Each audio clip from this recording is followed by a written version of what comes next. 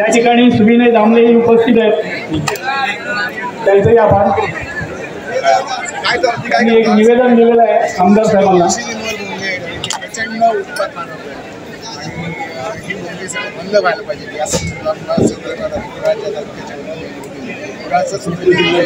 संपूर्ण जिल्ह्याचं निवेदन आहे। सगळ्या जिल्ह्यांमध्ये मदरशांचे जे आतले कारभार आहेत हे सगळे ओळखी लावणार पाहिजे। तिथे मदरशामध्ये आपल्याला हिंदुत्ववाद्यांना जाण्याची परमिशन मिळाली पाहिजे। सगळ्या ज्या आता काही जिहादी संघटना आहेत या संघटनांची कार्यालय जिल्हा कार्यालय आपल्या कुडाळमध्ये आहे, पानबाजारमध्ये आहे। दावत इस्लाम याचे झेंडे फिरवून त्यांच्या मिरवणुका करतात दहशतवादी संघटना असून यांचाही आपल्याला जरा विचार करायला लागेल सगळं। हो चालेल आणि मग आपल्या लोकांची एकदा हो चालेल साहेब याच्यावर पण आपण निवेदन दिलं होतं, मी देतो माझ्या। धन्यवाद। चालेल।